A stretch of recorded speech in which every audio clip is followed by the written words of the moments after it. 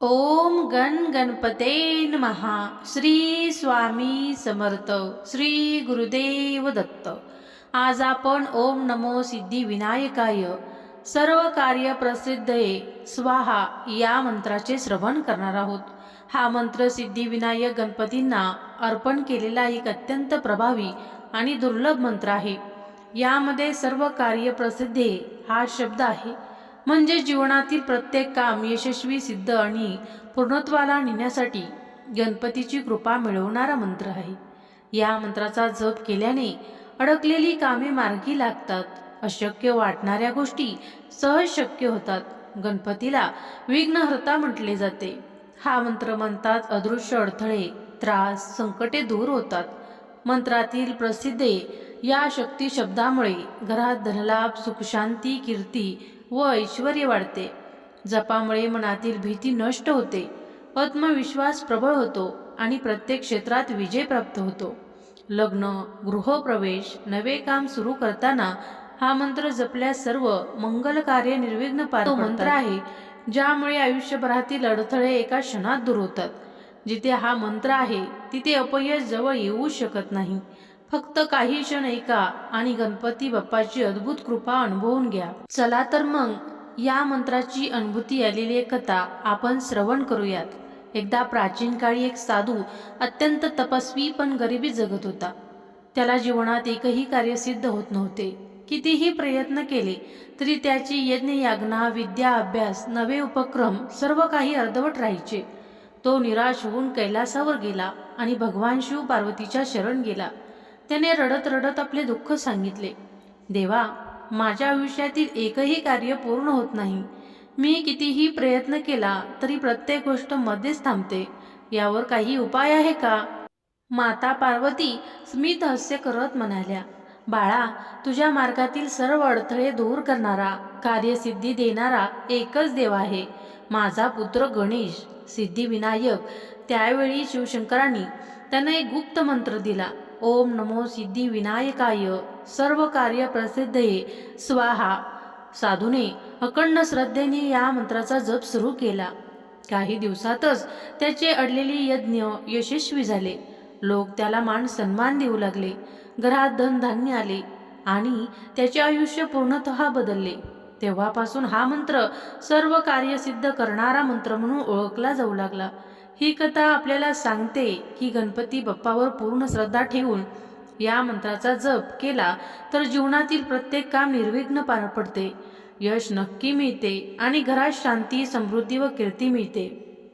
तुम्हाला या मंत्राची अनुभूती घ्यायची असेल तर हा मंत्र स्किप न करता शेवटपर्यंत पहा. मधून व्हिडिओ सोडून जाण्याची भूल करू नका. स्वामी कृपा, दत्तकृपा आणि गणपती बाप्पाची कृपा तुम्हाला नक्की लाभेल. चला तर मग या मंत्राला सुरुवात करूया. तत्पूर्वी तुम्ही या चॅनलवरती नवीन असाल तर चॅनलला लाईक, सबस्क्राईब आणि कमेंटमध्ये ओम गणपते नमः, श्री स्वामी समर्थ असे लिहा. ओम नमो सिद्धिविनायकाय सर्व कार्य प्रसिद्धये स्वाहा. ओम नमो सिद्धिविनायकाय सर्व कार्य प्रसिद्धये स्वाहा. ओम नमो सिद्धिविनायकाय सर्व कार्य प्रसिद्धये स्वाहा. ओम नमो सिद्धिविनायकाय सर्व कार्य प्रसिद्धये स्वाहा. ओम नमो सिद्धिविनायकाय सर्व कार्य प्रसिद्धये स्वाहा. ओम नमो सिद्धिविनायकाय सर्व कार्य प्रसिद्धये स्वाहा. ओम नमो सिद्धिविनायकाय सर्व कार्य प्रसिद्धये स्वाहा. ओम नमो सिद्धिविनायकाय सर्व कार्य प्रसिद्धये स्वाहा. ओम नमो सिद्धिविनायकाय सर्व कार्य प्रसिद्धये स्वाहा. ओम नमो सिद्धिविनायकाय सर्वकार्यप्रसिद्धये स्वाहा। ॐ नमो सिद्धिविनायकाय सर्वकार्यप्रसिद्धये स्वाहा। ॐ नमो सिद्धिविनायकाय सर्वकार्यप्रसिद्धये स्वाहा। ॐ नमो सिद्धिविनायकाय सर्वकार्यप्रसिद्धये स्वाहा। ॐ नमो सिद्धिविनायकाय सर्वकार्यप्रसिद्धये स्वाहा। ॐ नमो सिद्धिविनायकाय सर्वकार्यप्रसिद्धये स्वाहा। ॐ नमो सिद्धिविनायकाय सर्वकार्यप्रसिद्धये स्वाहा। ॐ नमो सिद्धिविनायकाय सर्वकार्यप्रसिद्धये स्वाहा। ॐ नमो सिद्धिविनायकाय सर्वकार्यप्रसिद्धये स्वाहा। ॐ नमो सिद्धिविनायकाय सर्वकार्यप्रसिद्धये स्वाहा। ॐ नमो सिद्धिविनायकाय सर्वकार्यप्रसिद्धये स्वाहा। ॐ नमो सिद्धिविनायकाय सर्वकार्यप्रसिद्धये स्वाहा। ॐ नमो सिद्धिविनायकाय सर्वकार्यप्रसिद्धये स्वाहा। ॐ नमो सिद्धिविनायकाय सर्वकार्यप्रसिद्धये स्वाहा। ॐ नमो सिद्धिविनायकाय सर्वकार्यप्रसिद्धये स्वाहा। ॐ नमो सिद्धिविनायकाय सर्वकार्यप्रसिद्धये स्वाहा।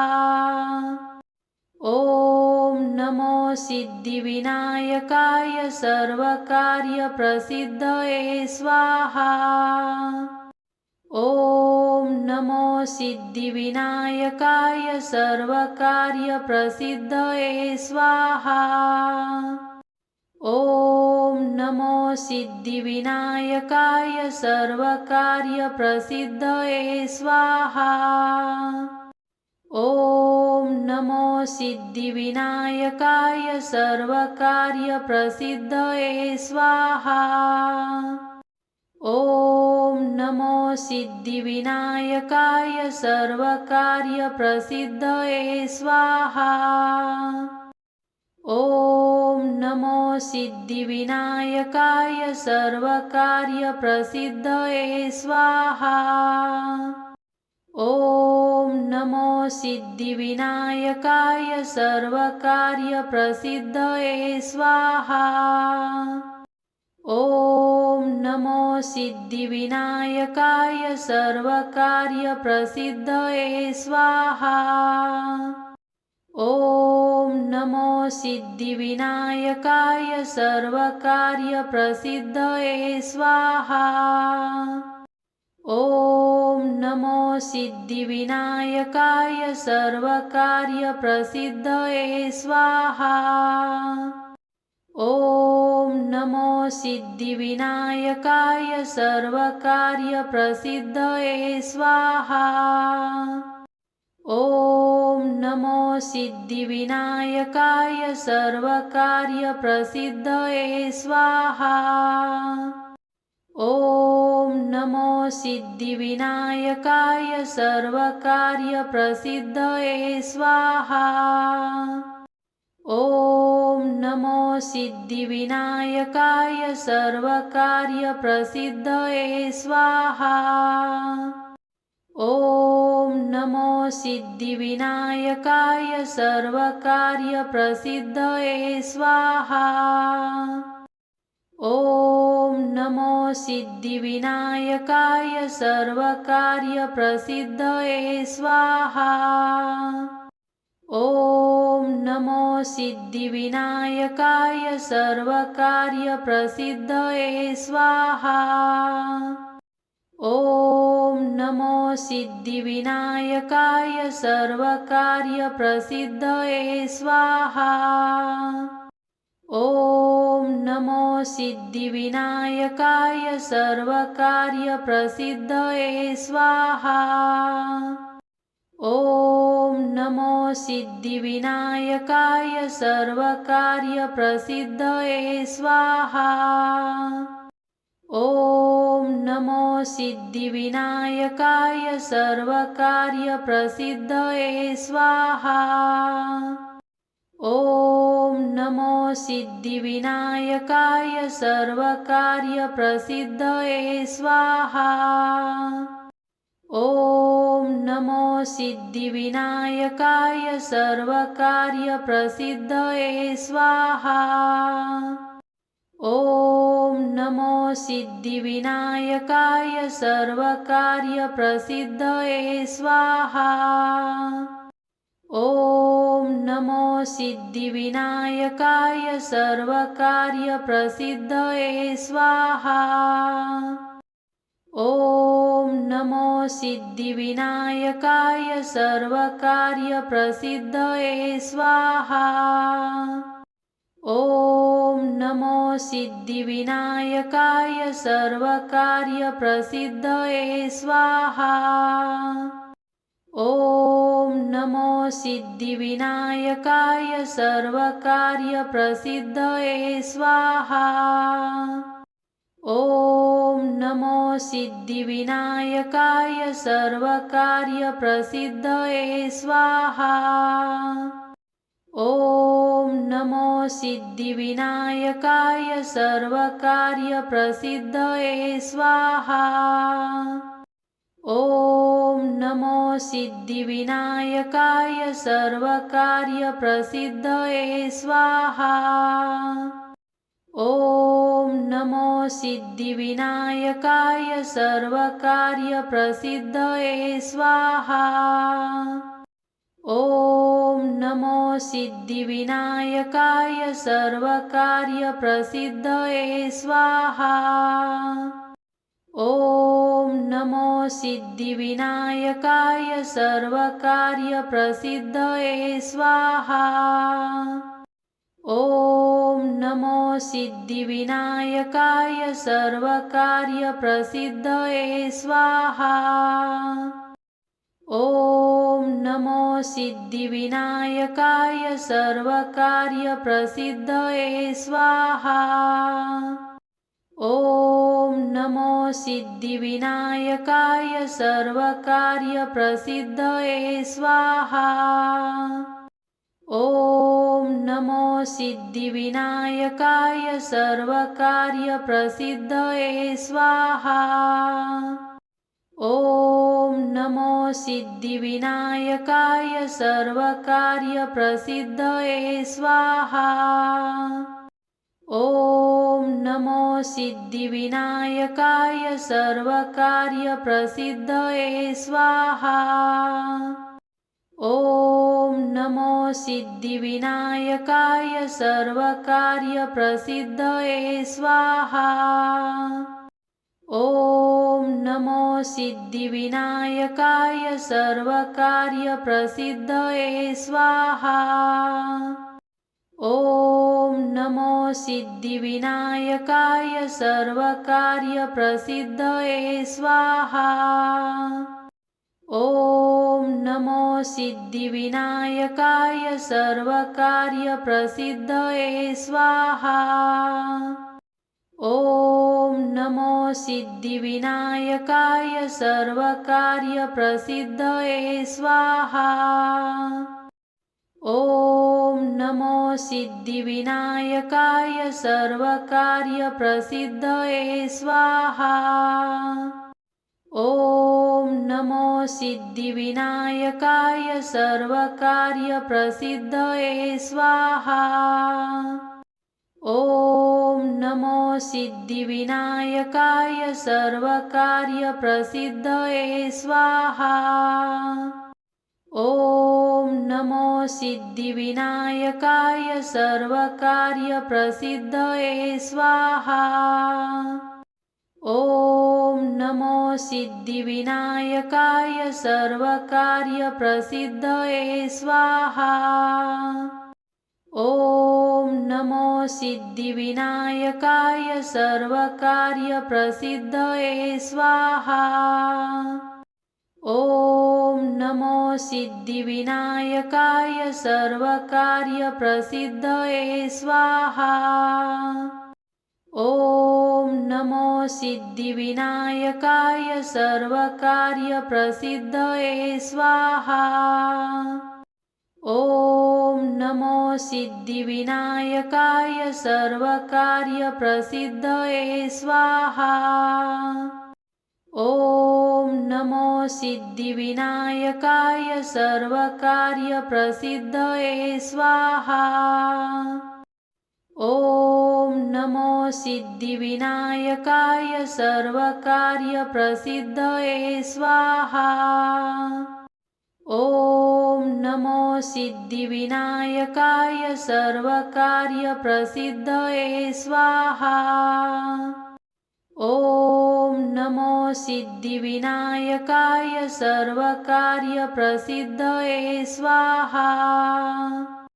ॐ नमो सिद्धिविनायकाय सर्वकार्यप्रसिद्धये स्वाहा। ॐ नमो सिद्धिविनायकाय सर्वकार्यप्रसिद्धये स्वाहा। ॐ नमो सिद्धिविनायकाय सर्वकार्यप्रसिद्धये स्वाहा। ॐ नमो सिद्धिविनायकाय सर्वकार्यप्रसिद्धये स्वाहा। ॐ नमो सिद्धिविनायकाय सर्वकार्यप्रसिद्धये स्वाहा। ॐ नमो सिद्धिविनायकाय सर्वकार्यप्रसिद्धये स्वाहा। ॐ नमो सिद्धिविनायकाय सर्वकार्यप्रसिद्धये स्वाहा। ॐ नमो सिद्धिविनायकाय सर्वकार्यप्रसिद्धये स्वाहा। ॐ नमो सिद्धिविनायकाय सर्वकार्यप्रसिद्धये स्वाहा।